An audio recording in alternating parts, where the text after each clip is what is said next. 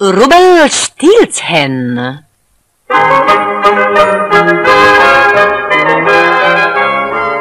Μια φορά και έναν καιρό ήταν ένας μιλωνάς πολύ καυχησιάρης. Έλεγε πως το αλεύρι που άλεθε αυτός ήταν το καλύτερο στον κόσμο. Πως όταν ζούσε η γυναίκα του έφτιαχνε τα καλύτερα γλυκά. Και πως η γάτα του μπορούσε να πιάσει 1000 ποντίκια σε μια μέρα. Μα πιο πολύ καφιόταν για την κόρη του τη Λίζα. Μια μέρα ήρθε στο μήλο ένας υπηρέτης από το παλάτι να πάρει αλεύρι για το βασιλικό φούρνο. Ο μιλωνάς άρχισε πάλι να καφιέται. Η κόρη μου που λες δεν είναι μόνο το πιο όμορφο κορίτσι της χώρας, είναι και το πιο έξυπνο. Είναι τόσο έξυπνη που μπορεί να γνέφει το άχυρο και να το κάνει χρυσάφι. Ο υπηρέτης, ξέροντας πως ο νεαρός βασιλιάς αγαπούσε πολύ το χρυσάφι, πήγε αμέσως και του είπε όσα άκουσε από το μιλωνά. «Σαχλαμάρες», είπε ο βασιλιάς. «Μολολόγια είναι αυτός. Μα θα στον μάθω εγώ να μην ξαναπεί τέτοια ψέματα. Στείλε να φέρουν την κόρη του και σε λίγο θα ξέρουμε αν μπορεί να κάνει το άχυρο χρυσάφι». Έτσι, οι στρατιώτες του βασιλιά πήγαν στο μήλο να φέρουν την κοπέλα. Όταν η Λίζα έφτασε στο παλάτι, ο βασιλιάς την οδήγησε σε μια μικρή καμαρούλα όπου βρισκόταν μια ανέμη, ένα σκαμνί και ένα σωρό άχυρα. «Ο πατέρας σου λέει πως μπορείς να κάνεις το άχυρο χρυσάφι», είπε ο βασιλιάς. «Εμπρός λοιπόν, ως το πρωί να έχεις κάνει όλο το άχυρο χρυσάφι. Αλλιώς θα ρίξω τον πατέρα σου στη φυλακή για να μάθει να μιλάει τόσο μεγάλα ψέματα». Η Λίζα προσπάθησε να πει κάτι, μα δεν πρόφτασε. Ο βασιλιάς βγήκε γρήγορα από το δωμάτιο και κλείδωσε την πόρτα. «Μα πώς θα κάνω το άχυρο χρυσάφι», είπε απελπισμένη η Λίζα. Κάθισε στο σκαμνί και άρχισε να κλαίει. «Κανένας δεν μπορεί». «Εγώ μπορώ». Εκεί μπροστά της στεκόταν ο πιο αστείος ανθρωπάκος που μπορούσε να φανταστεί. Ήταν λίγο ψηλότερος από έναν άνω. Είχε μητερά αυτιά, κόκκινη μύτη και μια μακριά γενιάδα. Τα ρούχα του είχαν ζωηρό κόκκινο και πράσινο χρώμα και φορούσε ένα τεράστιο καπέλο με ένα μεγάλο φτερό. «Μπορείς?» είπε η Λίζα. «Πώς μπορείς?» «Μη σε νοιάζει το πώς. Πες μου τι θα μου δώσεις αν σου γνέσω αυτό το άχυρο και στο κάνω χρυσάφι». Αχ, ό,τι θέλεις, ό,τι μου ζητήσεις. Το όμορφο βραχιόλι σου? Ναι και βέβαια θα σου δώσω. Και έτσι ο αστείος ανθρωπάκος πήδησε πάνω στο σκαμνί και άρχισε να γνέφει. Σε λίγα λεπτά το άχυρο είχε γίνει 100 κουβάρια κλωστή από ατόφιο χρυσάφι. «Τώρα δώσε μου το βραχιόλι σου», είπε ο Νάνος. Η Λίζα όλο χαρά έδωσε το βραχιόλι της στον Νάνο και τον ευχαρίστησε πολλές φορές. «Δεν ήταν τίποτα, πάντα δούλωσας». Και με αυτά τα λόγια ο παράξενος ανθρωπάκος χάθηκε. Την αυγή, όταν ο βασιλιάς μπήκε στο δωμάτιο, δεν πίστευε στα μάτια του. Μα αντί να ευχαριστήσει την κοπέλα, την κλείδωσε πάλι και δεν την άφησε να γυρίσει στο σπίτι της. Το άλλο πρωί την οδήγησε σε ένα μεγαλύτερο δωμάτιο. Στη γωνιά βρισκόταν ένας μεγαλύτερος σωρός άχυρα και δίπλα του η ανέμη. «Ως το ηλιοβασίλεμα να έχεις κάνει αυτό το άχυρο χρυσάφι», είπε ο βασιλιάς και φεύγοντας κλείδωσε πίσω από την πόρτα. Η Λίζα έβαλε τα κλάματα. «Αχ, τι να κάνω τώρα και πώς να ξαναβρω εκείνο τον καλό Νάνο?» «Τον βρήκες, εδώ είμαι». Η Λίζα ένιωσε τέτοια ανακούφιση όταν είδε τον Νάνο να στέκεται μπροστά της που δεν ήξερε τι να πει. «Τι θα μου δώσεις αν σου κάνω όλο αυτό το άχυρο χρυσάφι?» είπε ο Νάνος. «Αχ, ό,τι θέλεις, ό,τι θέλεις». «Το ασημένιο δακτυλίδι σου?» «Μα ναι βέβαια». Έτσι λοιπόν ο Νάνος πήδησε στο σκαμνί και άρχισε να γνέφει. Σε λίγες ώρες 1000 κουβάρια κλωστή από ατόφιο χρυσάφι ήταν στιβαγμένα δίπλα στον τοίχο. «Τώρα δώσε μου το ασημένιο δακτυλίδι σου», είπε ο Νάνος πηδώντας από το σκαμνί. «Ήταν της μητέρας μου, μα σου το δίνω με όλη μου την καρδιά». Και τον ευχαρίστησε πάλι πολλές φορές. «Δεν ήταν τίποτα, πάντα δούλωσας», είπε ο Νάνος Και με αυτά τα λόγια εξαφανίστηκε πάλι. Κατά το ηλιοβασίλεμα, όταν ο βασιλιάς μπήκε στο δωμάτιο, ενθουσιάστηκε. Αγαπούσε όμως το Χρυσάφι τόσο πολύ που δεν μπορούσε να αφήσει τη Λίζα να γυρίσει στο σπίτι της πριν να τον κάνει τον πιο πλούσιο βασιλιά του κόσμου. Έτσι λοιπόν το άλλο πρωί την πήγε στο πιο μεγάλο δωμάτιο που είχε δει ποτέ στη ζωή της. Ήταν γεμάτο ως το ταβάνι με σωρούς από άχυρο και σε μια γωνιά βρισκόταν η ανέμη. «Αν μέχρι το ηλιοβασίλεμα κάνεις όλο αυτό το άχυρο χρυσάφι», της είπε, «θα γίνεις γυναίκα μου. Αν όχι, θα μείνεις για πάντα φυλακισμένη». «Δεν μπορεί να είμαι τόσο τυχερή για τρίτη φορά», είπε με λυγμούς η Λίζα μόλις έμεινε μόνη. «Ο καλός Νάνος δεν θα μπορέσει να με ξαναβρει». «Μην είσαι και τόσο σίγουρη. Τι θα μου δώσεις αν σου κάνω όλο αυτό το άχυρο χρυσάφι και έτσι γίνεις βασίλισσα?» «Αχ, ό,τι θέλεις, ό,τι μου ζητήσεις. Αν και δεν μου έμεινε και τίποτα σπουδαίο». Κάτι θα σκεφτώ», είπε ο Νάνος. Πήδησε στο σκαμνί και άρχισε να γνέφει με μεγάλη ταχύτητα. Και ήταν τόσο πολύ το άχυρο που μόλις και πρόφτασε να τυλίξει την τελευταία χρυσή κλωστή πριν ο ήλιος δύσει εντελώς. Όλη εκείνη η σωρή του άχυρο είχαν γίνει 10.000 κουβάρια κλωστή από ατόφιο χρυσάφι. Η Λίζα δεν ήξερε πια πώς να τον ευχαριστήσει. Τώρα όμως πρέπει να μου δώσεις το πρώτο σου παιδί», είπε ο Νάνος και γέλασε με κακία. «Αυτό θέλω για αμοιβή μου». «Μα δεν είμαι ούτε παντρεμένη», φώναξε η Λίζα. «Σε λίγο θα είσαι, θα περιμένω». «Τότε θα πρέπει να...» Μα πριν η Λίζα προλάβει να τελειώσει τα λόγια της, ο Νάνος εξαφανίστηκε ακριβώς τη στιγμή που ο βασιλιάς ξεκλείδωνε τη βαριά πόρτα. Κοίταξε ολόγυρα τα κουβάρια με το χρυσάφι. «Καταπληκτικό, φανταστικό», φώναξε. «Ό,τι έλεγε ο πατέρας σου ήταν πέρα για πέρα αληθινό. Και όπως το υποσχέθηκα, θα γίνεις γυναίκα μου». Σε μια εβδομάδα έγινε στο παλάτι ένας λαμπρός βασιλικός γάμος. Η Λίζα ήταν τόσο ευτυχισμένη που ξέχασε εντελώς τον παράξενο Νάνο και την αμοιβή που του χρωστούσε.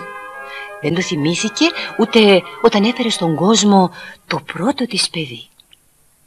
Όμως μια μέρα, εκεί που καθόταν με το μωρό στην αγκαλιά, ο Νάνος παρουσιάστηκε ξαφνικά μπροστά της. «Ήρθα να πάρω την αμοιβή μου», της είπε. «Να πάρω το πρώτο σου παιδί». Όχι, πάρε το στέμμα μου, το παλάτι μου, ό,τι θέλεις. Όχι όμως το παιδί μου». Το φαντάστηκα. Χαχάνισε ο Νάνος. «Δεν θέλεις να κρατήσεις το λόγο σου, μα θα το κάνεις, εκτός κι αν μπορέσεις να μαντέψεις ποιο είναι το όνομά μου». Το όνομά σου? «Ναι, το όνομά μου. Προσπάθησε όσες φορές θέλεις, μα αν σε 3 μέρες δεν έχεις μαντέψει πως με λένε, θα πάρω το παιδί σου», είπε ο Νάνος και χάθηκε πριν εκείνη προλάβει να πει τίποτα άλλο. Η δύστιχη βασίλισσα έστειλε τον πιο πιστό υπηρέτη της να ψάξει σε όλο το βασίλειο για τα πιο παράξενα ονόματα. Η ίδια πήγε στη βιβλιοθήκη και έψαξε σε όλα τα βιβλία. Και όταν ο ανθρωπάκος παρουσιάστηκε ξαφνικά μπροστά της, του είπε: «Μήπως σε λένε Φερδινάντο, Βαλτάσαρ, μήπως Ισίδωρο, Τιμόθεο, Πολύδωρο, Πολύκαρπο?» Όχι, δεν το πέτυχες. Προσπάθησε πάλι». Η βασίλισσα έλεγε ονόματα για καμιά ώρα, μα δεν το βρήκε. Τέλος ο Νάνος εξαφανίστηκε. Την άλλη μέρα η Λίζα προσπάθησε να σκεφτεί όλα τα παράξενα ονόματα που θα μπορούσε να έχει ένας Νάνος. Και όταν ο Νάνος ξαναφάνηκε, του είπε: Μήπως σε λένε Περγαλιό, Κολοτούμπα, Πιερτσινέβαλο, ή μήπως Ατσούμπαλο, Κλαπατσίμπαλο ή... Όχι, τίποτα από όλα αυτά. Ούτε καν πλησίασες. Κακάρισε ο Νάνος. Και αφού εκείνη προσπάθησε άλλες 2 ώρες, της είπε: Αύριο είναι η τελευταία μέρα. Κοίταξε λοιπόν να το πετύχεις. και εξαφανίστηκε. Η βασίλισσα ήταν έτοιμη να αρχίσει πάλι τα κλάματα. Δεν ήξερε τι να κάνει. Εκείνη τη στιγμή κάποιος χτύπησε την πόρτα. Ήταν ο πιστός της υπηρέτης που γύριζε από το ψάξιμο. «Βασίλισσά μου», της είπε, «πήγα παντού ως τα πέρατα της χώρας. Ρώτησα όλους τους μάγους και τις μάγισσες, μα κανένας δεν μπόρεσε να με βοηθήσει. Κουρασμένος και απελπισμένος, ξάπλωσα να ξαποστάσω στη ρίζα ενός δέντρου και εκεί με πήρε ο ύπνος. Όταν ξύπνησα, είδα ανάμεσα στα δέντρα να λαμπυρίζει μια φωτιά.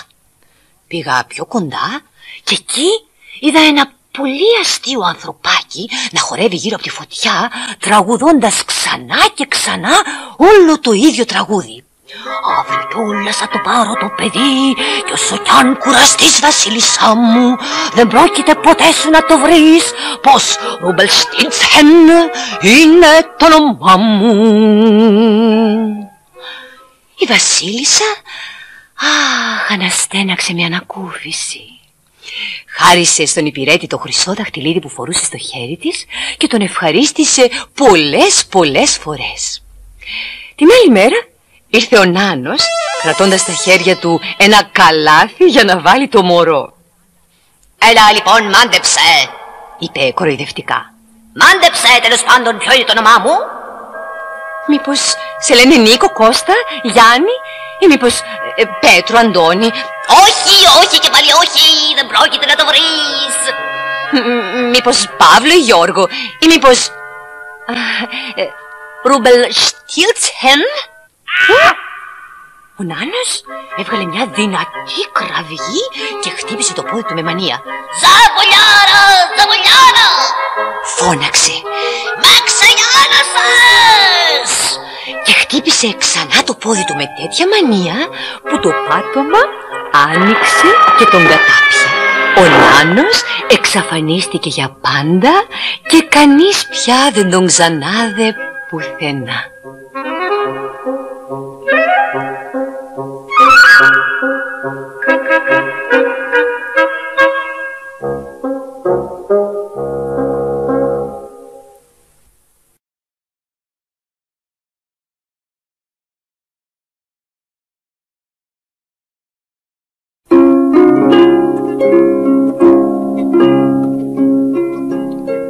Χάιντι, στην πόλη.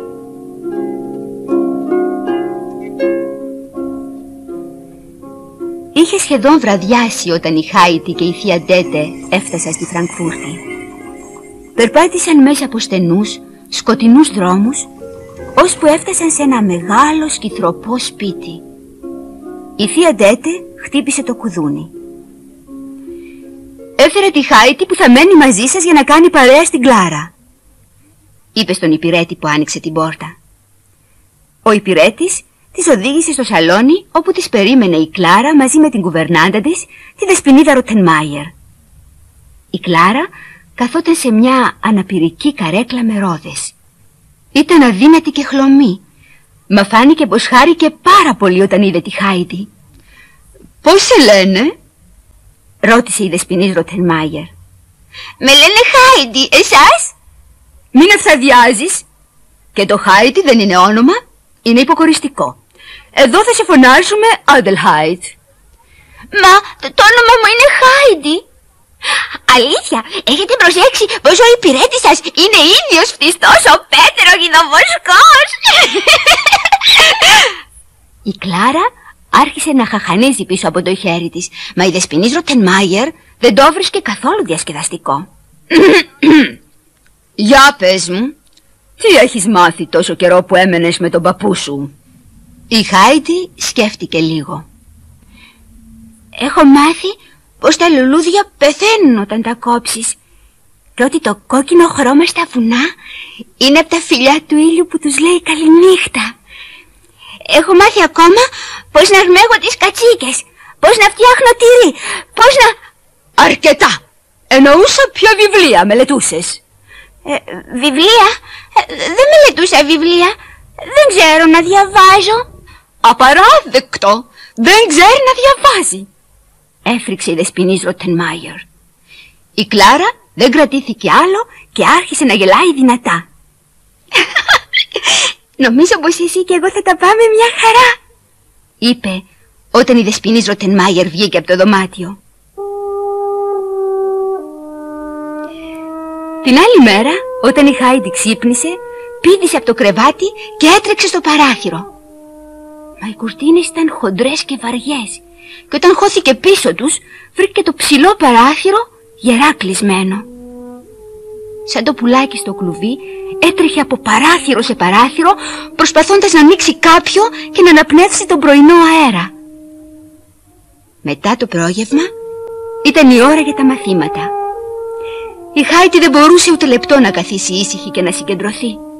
Και κάθε φορά που η Δεσποινής Ροτενμάιερ με γυρισμένη την πλάτη έγραφε κάτι στον πίνακα, η Χάιντι μιλούσε στην Κλάρα ψιθυριστά για τον Μπαρ Παάλμ, τις κατσίκες, τη γιαγιά του Πέτερ και το έλκυθρο. Καημένη Χάιντι, κάθε μέρα τα ίδια. Κοιμόταν και ξυπνούσε σε εκείνο το τεράστιο δωμάτιο και ήταν αναγκασμένη να παρακολουθεί τα βαρετά μαθήματα.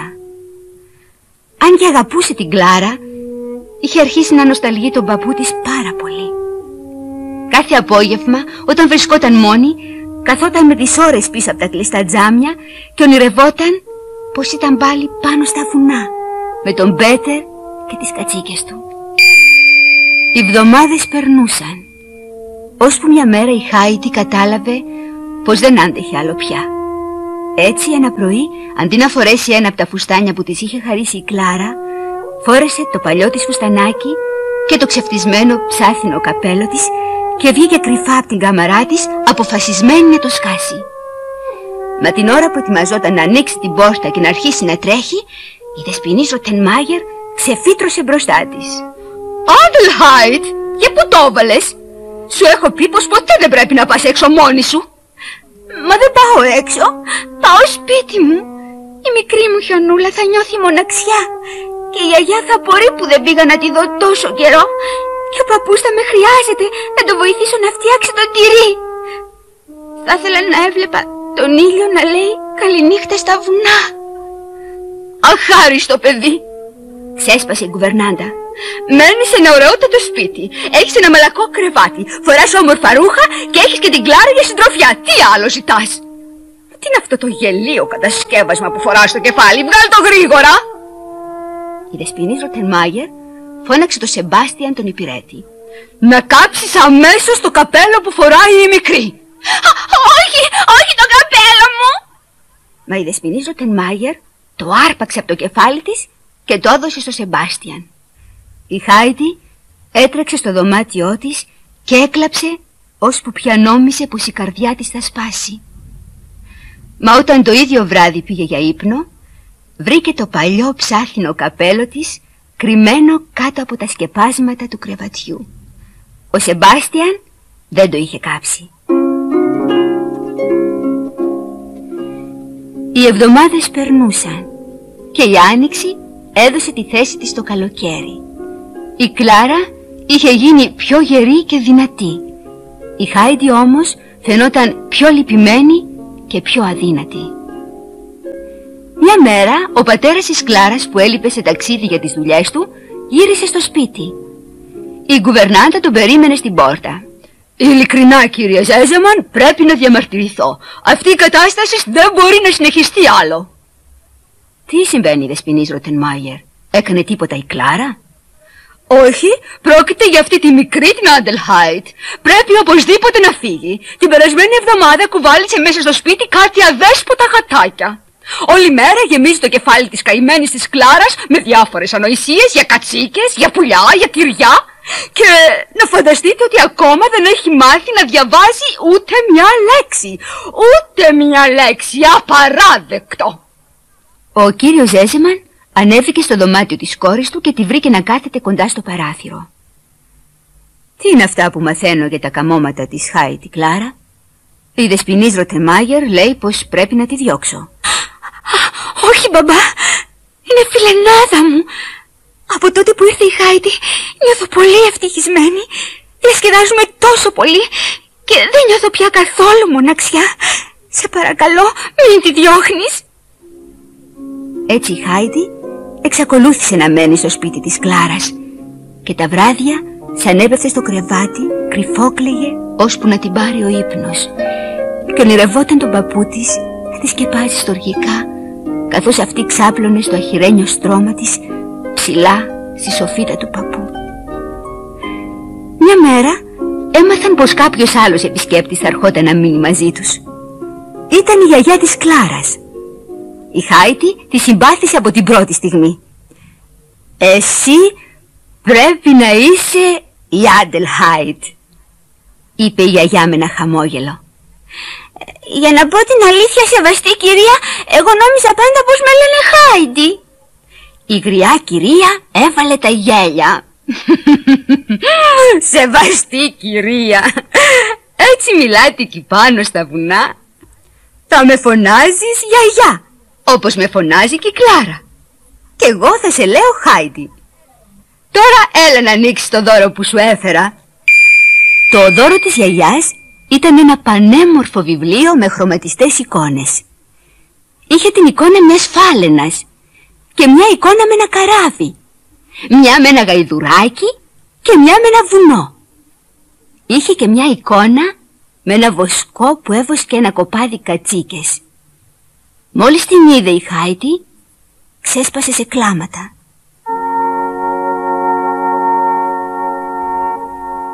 Η γιαγιά της χάιδεψε τα μαλλιά και της είπε με καλοσύνη: «Κάτι σου θυμίζει η εικόνα, έτσι δεν είναι? Θέλεις να σου διαβάσω τι λέει?» «Αχ, ναι, σας παρακαλώ». Η Χάιτι έβαλε τη γιαγιά να της διαβάσει την ιστορία ξανά και ξανά. Δεν χόρτενε να την ακούει. «Αχ, πόσο θα ήθελα να μπορούσα να τη διαβάσω μόνη μου», είπε, και αναστενάζοντας ακούμπησε το κεφάλι της στα γόνατα της γιαγιάς. «Και γιατί δεν το κάνεις?» ρώτησε η γιαγιά. «Μα δεν μπορώ να διαβάσω. Ο Πέτερ μου είπε πως είναι πολύ δύσκολο». Ύστερα από αυτό, κάθε μέρα η γιαγιά μάθαινε στη Χάιτι να διαβάζει. Ήταν πολύ εύκολο και τα καταλάβαινε όλα τώρα που της τα εξηγούσε η γιαγιά και όχι η δεσποινής Ροτενμάγερ. Σιγά σιγά τα στρογγυλά σημάδια πάνω στο χαρτί άρχισαν να παίρνουν κάποιο νόημα και σε λίγο καιρό η Χάιτι ανακάλυψε πως μπορούσε να διαβάζει. Το βράδυ έπαιρνε το όμορφο βιβλίο μαζί της στο κρεβάτι και κοίταζε ώρες την εικόνα με το γιδοβοσκό και τις κατσίκες του στο λιβάδι τους το ηλιοβασίλεμα. Μα η Χάιτι ποτέ δεν είπε σε κανένα πόσο πολύ νοσταλγούσε τα βουνά. Η Κλάρα είχε γίνει η καλύτερη της φίλη, αλλά και η γιαγιά ήταν τόσο καλή και θα ήταν αχαριστία να δείχνει δυστυχισμένη. Όμως μια μέρα, όταν τα κορίτσια είχαν πάει στο μάθημά τους, η γιαγιά είπε στον κύριο Ζέζεμαν: «Έτσι αδύνατη ήταν η Χάιτι όταν πρωτόρθε από τον Ντόρφλι?» «Αδύνατη? Όλοι μου είπαν πως ήταν τόσο γερή και δυνατή που η καημένη η Κλάρα φαινόταν μπροστά της σαν φάντασμα. Και είχε άραγε όταν πρωτόρθε αυτούς τους μαύρους κύκλους κάτω από τα μάτια?» «Ποιους μαύρους κύκλους? Το παιδί είναι μια χαρά». Η γριά κυρία κούνησε το κεφάλι της. «Εγώ νομίζω πως κάτι τη βασανίζει και της ματώνει την καρδιά. Νομίζω πως η Χάιτι είναι πολύ άρρωστη». Το απόγευμα η γιαγιά κάλεσε την Κλάρα και τη Χάιτι στο δωμάτιό της. «Για πες μου, Κλάρα», είπε στην εγγονή της, «σου αρέσει που έχεις εδώ τη Χάιτι για συντροφιά?» Η Κλάρα έβαλε τα γέλια. «Μα και βέβαια μου αρέσει. Είναι η καλύτερη φίλη του κόσμου. Από τότε που ήρθε έχω ξεχάσει πως είμαι ανάπηρη». «Τι θα έλεγες όμως αν η Χάιτι ήταν άρρωστη, τόσο άρρωστη που για να γίνει καλά θα έπρεπε να φύγει μακριά για λίγο καιρό?» «Η Χάιτι δεν είναι άρρωστη. Μα αν ήταν, και βέβαια θα έπρεπε να φύγει για να γίνει καλύτερα». Η γιαγιά φίλησε την Κλάρα. «Μπράβο. Ήμουν σίγουρη πως έτσι θα μιλούσες. Χάιντι, είπε μετά, υποφέρεις από νοσταλγία και αυτό μπορεί να εξελιχθεί σε μια πολύ σοβαρή αρρώστια. Νοσταλγία, είπε η Χάιντι με απορία. Και πού θέλετε να με στείλετε? Το πρόσωπο της γιαγιάς είχε γίνει πολύ σοβαρό. Για την νοσταλγία υπάρχει μόνο ένα φάρμακο. Και μόνο σε ένα μέρος μπορείς να γίνεις καλά. Πού? Αχ, πού? Παρακάλεσε η Χάιντι. Μα εκεί που βρίσκεται αυτό που νοσταλγείς βέβαια, γέλασε η Κλάρα. Πρέπει να γυρίσεις στο σπίτι σου, παιδί μου, κοντά στον Μπαρ Παλμ, στη γιαγιά, στον Πέτερ και σε όλους τους άλλους φίλους σου. Η Χάιντι δεν πίστευε στα αυτιά της. Κι όμως το άλλο πρωί το παλιό της ψάθινο καπέλο βγήκε από το ντουλάπι και μπήκε στη βαλίτσα μαζί με κάμποσα άλλα καινούρια φορέματα. Η Κλάρα δάκρυσε σαν ήρθε η ώρα να φύγει η Χάιντι. Ο Σεμπάστιαν την πήγε στο σταθμό και σε λίγο τα σπίτια της Φραγκφούρτης περνούσαν γρήγορα το ένα πίσω απ' το άλλο έξω από το παράθυρο του τρένου. Στον Ντόρφλι την περίμενε ο Μιλονάς που την πήρε με το παλιό του κάρο για να την πάει στο σπίτι του Μπαρ Παλμ. Η Χάιντι έβλεπε και πάλι τις καταπράσινες πλαγιές, τα ψηλά έλατα και το ζεστό ήλιο να βάφει κόκκινα τα βουνά. Δεν πέρασε και πολλή ώρα όταν ξαφνικά φάνηκε το σπίτι. Ο Μπαρ Παλμ, καθισμένος έξω από την καλύβα του, κοίταζε κάτω την κοιλάδα. Η Χάιντι πήδηξε από το κάρο, έτρεξε στον παππού της, τον αγκάλιασε και κλαίγοντας συνέχεια του έλεγε «Παππού μου, παππού μου». Ο γέρος δεν μιλούσε. Για πρώτη φορά, ύστερα από πολλά χρόνια, τα μάτια του πλημμύρισαν δάκρυα. «Επιτέλους, γύρισες πίσω στο γέρο παππού σου. Μα, για πες μου, δεν σε τάιζαν στην πόλη? Είσαι χλωμή και αδύνατη. Κανένα φαγητό δεν είναι τόσο νόστιμο όσο το γάλα της ασπρούλας», γέλασε εκείνη και έδωσε ένα φιλί στον παππού. Μπήκε μαζί του στην καλύβα, χοροπηδώντας ευτυχισμένη, ενθουσιασμένη που βρήκε όλα τα πράγματα στη θέση τους όπως τα θυμόταν. Ύστερα κάθισε στην καρέκλα της και ήπιε μια γαβάθα γάλα.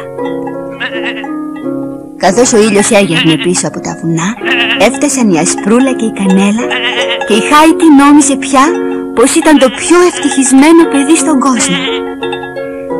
Όταν το βράδυ ο παππούς τη σκέπαζε στο αχιρένιο της κρεβατάκι, η Χάιντι ψιθύρισε. «Αχ, παππού μου, είμαι πολύ ανόητη. Όταν ήμουν στη Φραγκφούρτη νοσταλγούσα εσένα. Μα τώρα που είμαι εδώ νοσταλγώ την Κλάρα». «Καλά λοιπόν», απάντησε ο γέρος. «Αν το θέλεις τόσο, μπορεί να έρθει η Κλάρα εδώ να μείνει μαζί μας». Σε λίγο η Χάιντι κοιμόταν τρισευτυχισμένη που ήταν και πάλι πίσω στο σπίτι του παππού, πάνω στα ψηλά βουνά.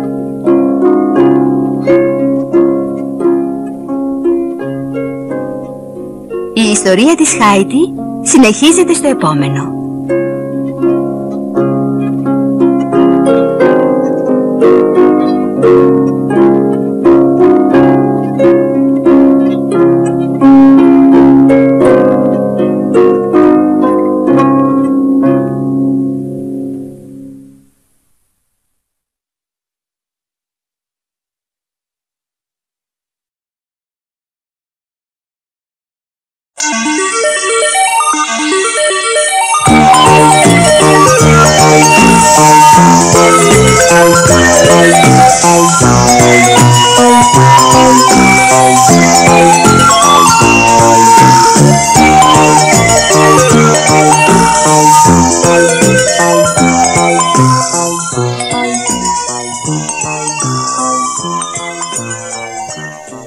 Η κυρά της λίμνης, Πριν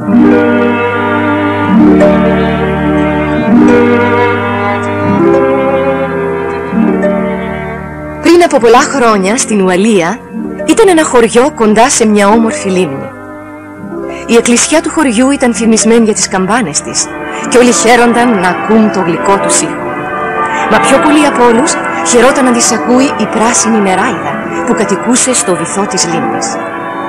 Κάθε βράδυ όταν χτυπούσαν οι καμπάνες, η νεράιδα έβγαινε από τη λίμνη, κοίταζε γύρω της για να σιγουρευτεί πως δεν τη βλέπει κανείς και ύστερα φώναζε τις όμορφες άσπρες αγελάδες της.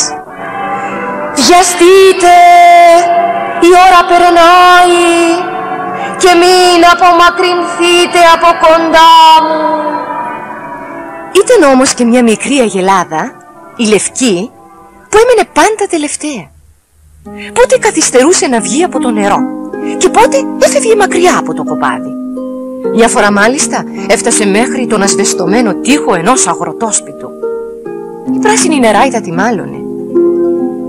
«Να θυμάσαι πάντα, μικρή μου, πως πρέπει να έχουμε γυρίσει στη λίμνη πριν σβήσει ο τελευταίος ήχος της καμπάνας».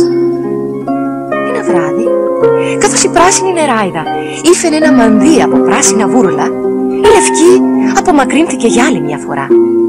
Ακολούθησε το στριφογυριστό μονοπάτι, περπατώντας ανάλαφρα, ώσπου βρέθηκε μπροστά στην αυλόπορτα του αγροτόσπιτου. Κοίταξε στην αυλή και αυτό που είδε της έκανε τέτοια εντύπωση, ώστε δεν άκουσε το κάλεσμα της κυράς της. Άκουσε όμως τη φωνή μιας κοπέλας με ροδοκόκκινα μάγουλα που την έλεγαν Νάνση. «Τι όμορφη γελαδίτσα!» θαύμασε η κοπέλα. «Από πού ξεφύτρωσες, μικρή μου?» Εκείνη την ώρα γύριζε και ο Ιβάν, ο παραγιός, με ένα κοπάδι καφετιές αγελάδες. Στάθηκε κοντά στην πόρτα να θαυμάσει το παράξενο ζώο. «Είναι πανέμορφη!» φώναξε και χάιδεψε το μεταξένιο της τρίχωμα. Κάτω στη λίμνη, η πράσινη νεράιδα που ένιωσε τον κίνδυνο, γεμάτη αγωνία, κάλεσε τη λευκή με την ασημένια της σάλπιγγα.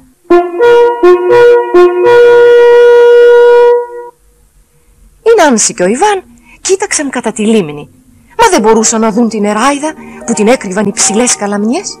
Γύρισαν πάλι στην άσπρη γελάδα και έψαξαν να βρουν πάνω της κάποιο σημάδι που να δείχνει τίνος ήταν.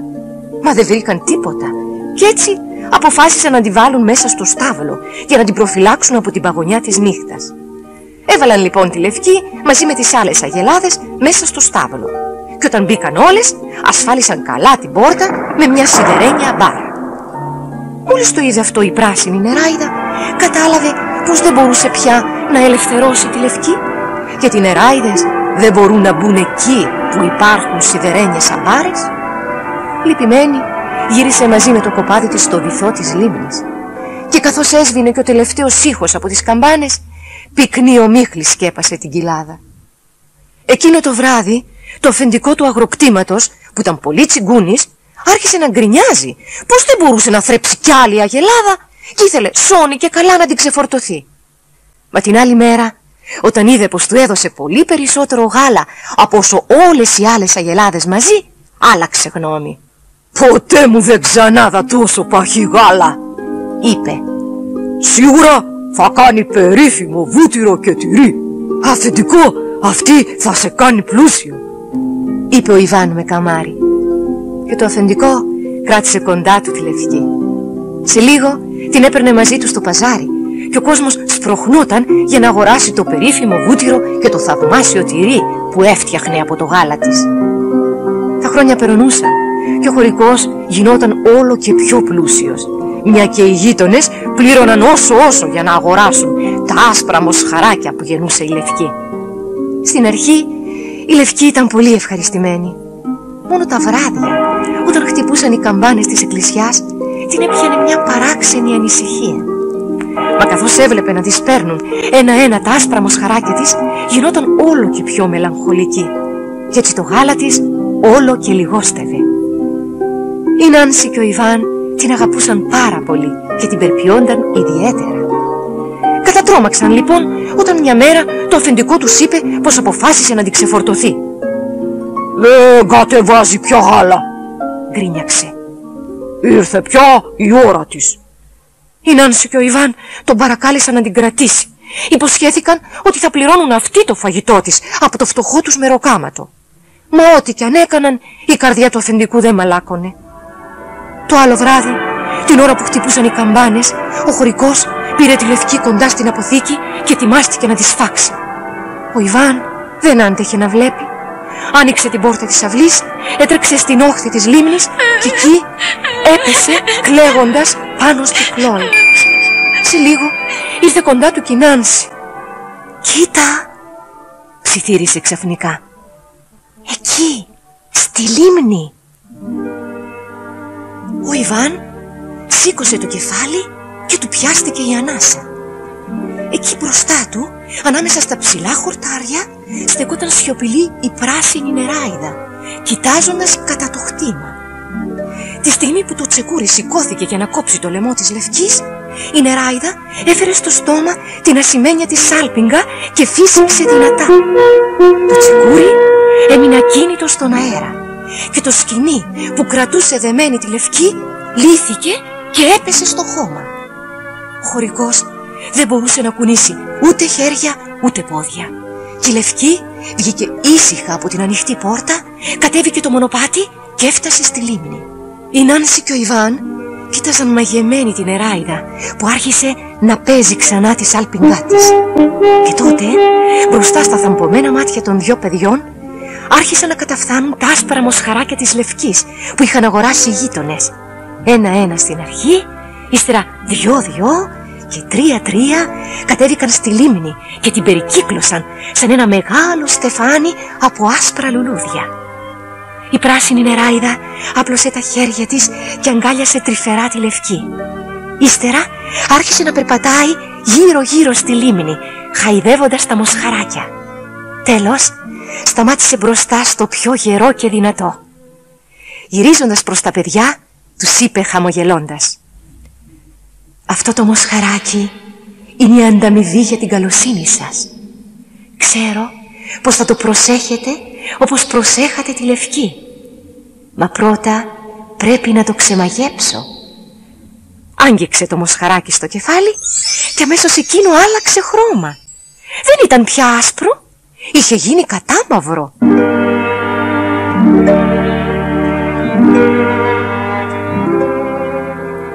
Η πράσινη νεράιδα προχώρησε στην άκρη της λίμνης και κάλεσε τις άσπρες αγελάδες να την ακολουθήσουν. Και σε λίγο χάθηκαν όλες κάτω από το νερό, καθώς έσβηνε και ο τελευταίος ήχος της καμπάνα.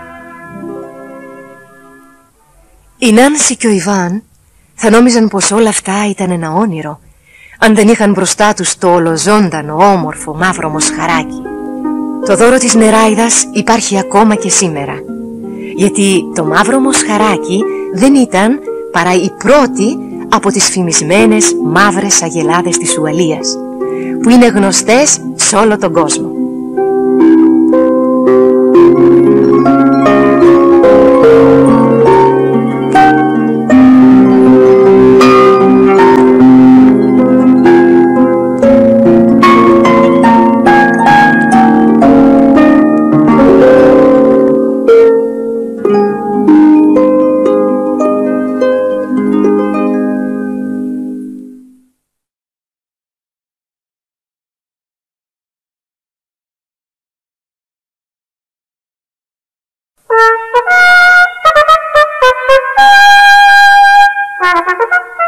Το βιβλίο με τα ζώα.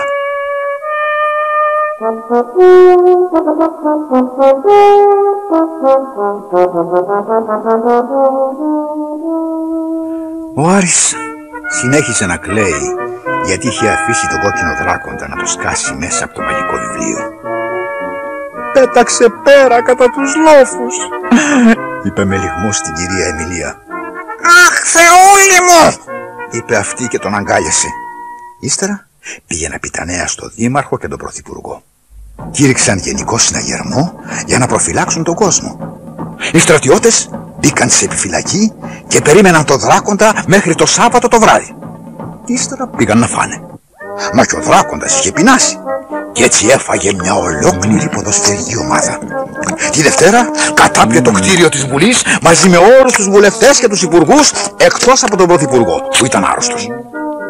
Ο λαός είχε αρχίσει να θυμώνει και ο Άρης τώρα στεναχωριόταν όσο ποτέ στη ζωή του. Ζήτησε τη συμβουλή του Πρωθυπουργού. Το μόνο πλάσμα που μπορεί να σκοτώσει ένα δράκοντα είναι η χήμερα, μεγαλειότατε, είπε εκείνος. Ο Άρης έψαξε στα περιεχόμενα του βιβλίου με τα ζώα και βρήκε τη σελίδα που ήταν η χήμερα. Ύστερα άνοιξε το βιβλίο σε αυτή τη σελίδα. Ένα νησταλέο τέρας βγήκε από τη σελίδα παραπατώντας και τρύποντας τα μάτια του. «Μπρος, κουνήσου κι αν δεν σκοτώσεις το δράκοντα!» φώναξε. Η χήμερα δεν είχε καμιά όρεξη να κυνηγάει δράκοντες και έτσι κρύφτηκε στους βασιλικούς στάβλους. Ο δράκοντας την άλλη μέρα την ξετρύπωσε από εκεί μέσα και την έκανε 2 μπουκές. Τώρα πια δεν υπήρχε κανείς να βοηθήσει. «Πρέπει μοναχός μου να σώσω το λαό μου», σκέφτηκε ο Άρης. Κλείστηκε μια ολόκληρη μέρα μέσα στη βιβλιοθήκη και διάβασε όλα τα βιβλία για τους δράκοντες. Τέλος έμαθε κάτι πολύ σπουδαίο.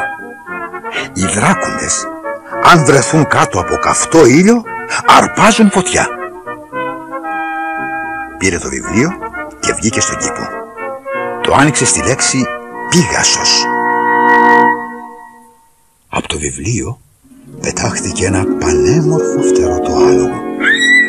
Ο Άρης έκλεισε το βιβλίο και ανέβηκε στη ράχη του αλόγου. Πέταξαν κατά τους λόφους αναζητώντας τον δράκοντα. Καθώς πλησίαζαν, είδαν να βγαίνει γκρίζος καπνός πίσω από κάτι δέντρα. «Να, εκεί θα είναι ο δράκοντας», φώναξε ο Άρης. Και πραγματικά ήταν εκεί και κοιμόταν του καλού καιρού.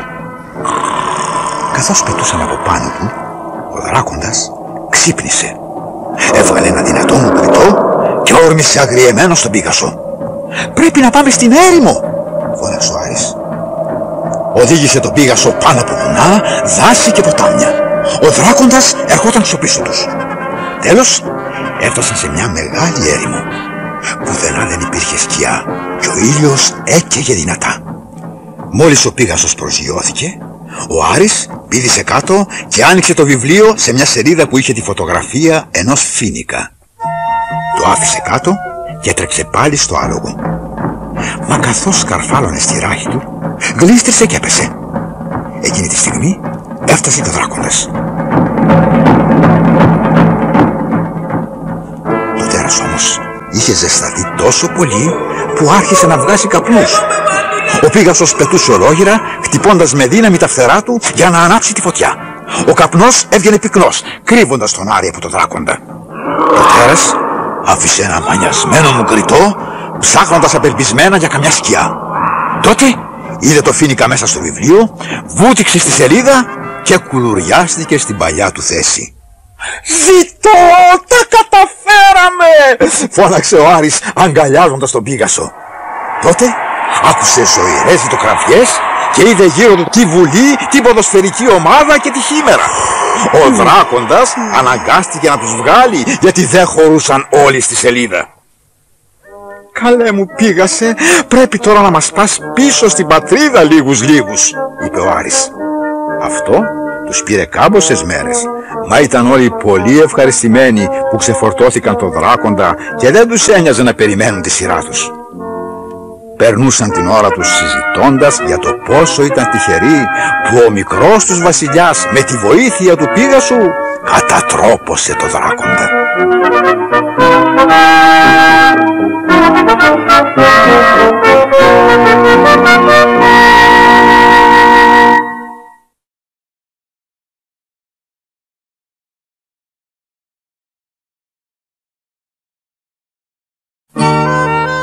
Σας στο σπίτι σου.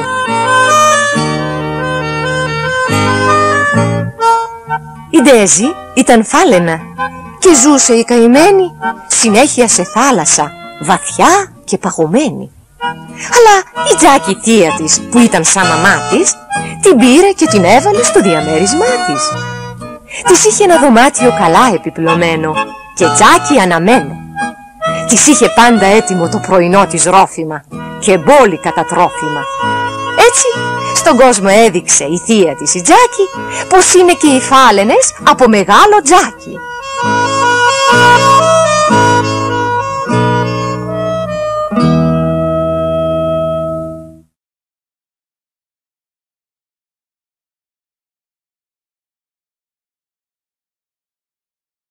Η μικρή Ενιδρίδα.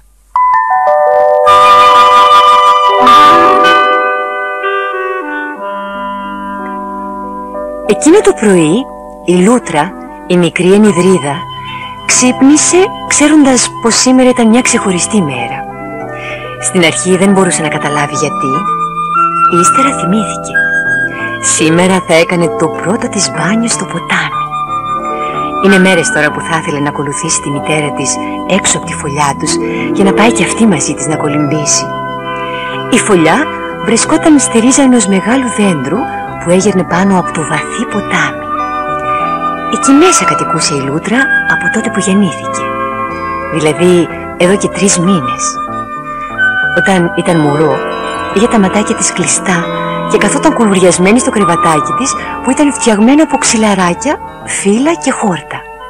Μα μόλις άρχισε να περπατάει, ήθελε σώνει και καλά να εξερευνήσει τον έξω κόσμο. Σύντομα ανακάλυψε πως η φωλιά είχε 2 εξόδους. Μία έξοδος έβγαινε μέσα στο νερό και εκεί η Λούτρα δεν πλησίαζε. Μα η άλλη ήταν μια στρογγυλή τρύπα πάνω στο δέντρο.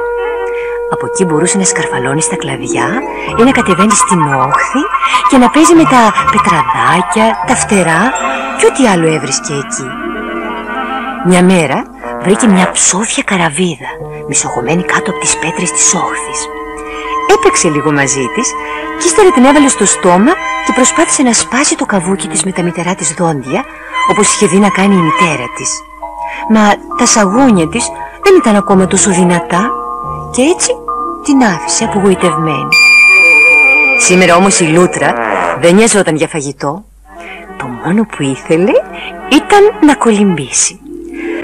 Αχ, μα γιατί αργούσε τόσο πολύ η μητέρα να γυρίσει από το πρωινό της ψάρεμα. Η ανυπομονησία της Λούτρα όλο και μεγάλωνε. Σηκώθηκε στα πίσω πόδια και προσπάθησε να κοιτάξει από την τρύπα που έβγαζε στο ποτάμι. Στην αρχή δεν είδε και τίποτα σπουδαίο, μα ξαφνικά πέρασε μπροστά της σαν να στραπεί ένα πράγμα πορτοκαλί και γαλάζιο. Ήταν μια αλκιόνα που κρατούσε στο ράμφος της ένα ψάρι. Αμέσως μετά πρόβαλε από το νερό η μητέρα της. Κοίταξε γύρω της, πήρε βαθιά αναπνοή και χτυπώντας τα πίσω πόδια και την ουρά της, βούτυξε πάλι βαθιά μέσα στο νερό. Μόνο λίγες φυσαλίδες έδειχναν το σημείο όπου είχε βουτήξει. Η Λούτρα δεν κρατιόταν πια. Τσιρίζοντας χαρούμενα βγήκε από τη φωλιά και έτρεξε στην όχθη. Πλατσούριζε στα ριχά και έπαιζε με το νερό, ώσπου της ήρθε μια καλύτερη ιδέα: να κολυμπήσει στα βαθιά και να πάει κοντά στη μητέρα της. Δεν είχε βέβαια μεγαλώσει αρκετά για να μπορεί να κάνει βουτιές, ήταν όμως σίγουρη πως θα τα κατάφερνε να φτάσει ως εκεί, κολυμπώντας στην επιφάνεια. Η Λούτρα περπάτησε στο νερό, ώσπου έφτασε στα βαθιά. Τότε, χτυπώντας το νερό και με τα 4 πόδια της, άρχισε να κολυμπάει.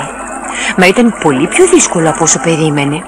Μια δύναμη που δεν την είχε υπολογίσει την τραβούσε μακριά από τη μητέρα της, μακριά από τη φωλιά τους. Όσο σκληρά κι αν προσπαθούσε, δεν μπορούσε να ξεφύγει από το ρεύμα. Σε λίγο είχε αποκάμει. Την έπιασε πανικός. Τι να κάνει τώρα, πώς να γυρίσει πίσω στη σιγουριά της φωλιάς που ήταν η μητέρα της. Η Λούτρα κατάλαβε πως βούλιαζε. Έβγαλε μια τρομαγμένη κραυγή. Τότε η μητέρα της βρέθηκε δίπλα της. «Μην είναι ακίνητη», της είπε ήσυχα, «και δεν θα πάθεις τίποτα». Ύστερα έπιασε με το στόμα της τη Λούτρα και κολύμπησε κατά την όχθη. Μόλις πάτησε το χώμα, η Λούτρα άρχισε να τρέμει. «Μη μου πεις πως τρέμεις από το κρύο. Δεν έμεινες δά και τόσο πολύ στο νερό», της είπε η μητέρα της. «Τρόμαξες λιγάκι γιατί βιάστηκες. Αυτό είναι όλο. Έλα τώρα, ξέχασέ το και κυλήσου στο χορτάρι για να στεγνώσεις τη βούλα σου. Η Λούτρα έκανε όπως της είπε η μητέρα της και ένιωθε πως επιτέλους είχε αρχίσει να μεγαλώνει. Πολύ σύντομα θα μπορούσε να κολυμπάει αρκετά καλά και να πηγαίνει στο ψάρεμα μαζί με τη μητέρα της. Η Λούτρα είχε σχεδόν στεγνώσει όταν η μητέρα της άρχισε να πεινάει. «Πάω να πιάσω κανένα ψάρι για να φάμε, αλλά θέλω να είμαι ήσυχη, πως δεν θα κάνεις πάλι καμιά αταξία. Πάμε στη φωλιά και μη φύγεις από εκεί μέχρι να γυρίσω από το ψάρεμα». Η Λούτρα ήταν πολύ κουρασμένη για να φέρει αντίρρηση. Έτσι γύρισε στη φωλιά και εκεί ξάπλωσε και έκλεισε τα μάτια της. Δεν κατάλαβε πόση ώρα κοιμόταν όταν ξύπνησε από ένα άγριο γρύλισμα. Δεν είχε ξανακούσει ποτέ της κάτι τέτοιο. Σηκώθηκε και κοίταξε έξω από την τρύπα. Μα το μόνο που είδε ήταν ένα ζευγάρι κύκνοι που κολυμπούσαν ήρεμα κοντά στην όχθη. Δεν μπορεί να ήταν οι κύκνοι, σκέφτηκε. Έτσι βγήκε από τη φωλιά και κρύφτηκε μέσα στους πυκνούς θάμνους της όχθης για να βλέπει καλύτερα. Το περίεργο γρύλισμα ξανακούστηκε πιο κοντά του. Σήκωσε το κεφάλι της. Με τρόμο είδε μια μεγάλη μαύρη μουσούδα με μάτια, μύτη και στόμα. Μα το κεφάλι ήταν πολύ μεγάλο για το σώμα και είχε δύο τεράστια κρεμαστά αυτιά. Ο σκύλος μύρισε τον αέρα και γάβγισε άλλη μια φορά. Η Λούτρα έκανε να γυρίσει πίσω, μα μπλέχτηκε στους θάμνους και δεν μπορούσε να κουνηθεί. Ξαφνικά ακούστηκε μια δυνατή τσιριχτή φωνή. Ύστερα ακούστηκε πάλι μια δυνατότερη, πιο θυμωμένη και πιο μανιασμένη. Ο σκύλος γύρισε και βρέθηκε μούρι με μούρι με την εξαγριωμένη μητέρα της Λούτρα.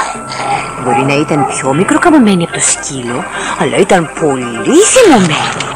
Στάθηκε στα πίσω πόδια της και δείχνοντας τα δόντια όρμησε στο λαιμό του σκύλου. Ο σκύλος δεν το περίμενε και ούρλιαξε από τον πόνο καθώς τα μητερά δόντια χώθηκαν στο λαιμό του. Τότε ακούστηκε ένα σφύριγμα. Κάποιος τον φώναζε. Ο σκύλος έφυγε τρέχοντας να πάει κοντά στα αφεντικό του. Αχ, η μητέρα της Λούτρα ανάπνευσε με ανακούφιση. Ήξερε πως τη γλίτωσαν φτηνά. Ήξερε ακόμα πως ο σκύλος μπορεί να ξαναγύριζε και πως αυτή τη φορά ίσως να μην γλίτωναν. «Δεν μπορούμε να μείνουμε πια εδώ», είπε στη Λούτρα. «Πρέπει γρήγορα να φύγουμε και να ψάξουμε για άλλη φωλιά». Και καθώς ο ήλιος άρχισε να γέρνει, η Λούτρα και η μητέρα της ξεκίνησαν μέσα στα χωράφια για να βρουν ένα καινούριο σπίτι.